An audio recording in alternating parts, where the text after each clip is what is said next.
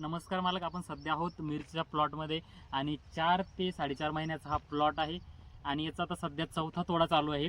आणि याला प्रामुख्याने आपण न्यूट्रिशनमध्ये काय केलं आहे तर 5 गोड दिलं आहे, त्याच्यानंतर पाटील बायोटेकचा मायक्रोडियल DF दिलं आहे आणि त्याचबरोबर ग्रोटेकची न्यूट्रिका किट जी 27 किलोमध्ये येते ती आपण यासाठी दिली आहे.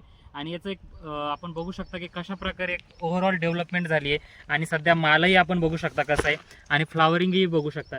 तर आता आपल्याला याचं यानंतरचं मॅनेजमेंट कसं करायचं आहे, जेव्हा आपला तोडा होणार आहे तर तोडल्यानंतर याला आपल्याला वरतून स्प्रे घ्यायचा आहे ॲल्विन टॉप प्लसचा प्रतिपंप 25 ग्रॅमनी. आणि त्याचबरोबर जेव्हा आपण तोडणार आहे म्हणजे उद्या आपल्याला माल तोडायचा आहे तर 2 दिवसा अगोदर व्हिजॉल प्रति एकरसाठी 1 लिटर आपल्याला द्यायचं. त्यांना होणार काय तर आपल्या फळांची जी साईज आहे ती मेंटेन होणार आहे, म्हणजेच आपला माल जो आहे तो टॉप क्वालिटीत जाणार आहे, एक्सपोर्ट क्वालिटीत जाणार आहे, म्हणजेच आपल्या भाषेत तो बॉम्बे माल जाणार नाही आहे.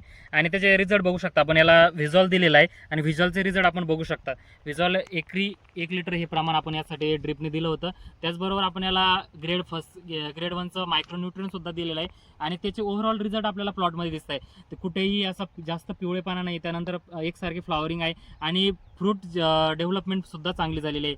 आणि त्याचबरोबर जे क्लोरोफिल सिंथेसिस असेल, फोटोसिंथेसिस असेल ते व्यवस्थित झाल्यामुळे ओव्हरऑल डेव्हलपमेंट आणि रोगप्रतिकार क्षमता झाडांची व्यवस्थित आहे. आणि त्याचाच रिझल्ट बघू शकता की हा जो तोडा चालू आहे तो आपल्याला 35 ते 40 क्विंटल अपेक्षित आहे आणि तेवढा माल आपल्याला मिळणार आहे. अशाच नवनवीन माहितीसाठी नवीन ॲग्रो देळगावराशी कनेक्ट राहा. धन्यवाद.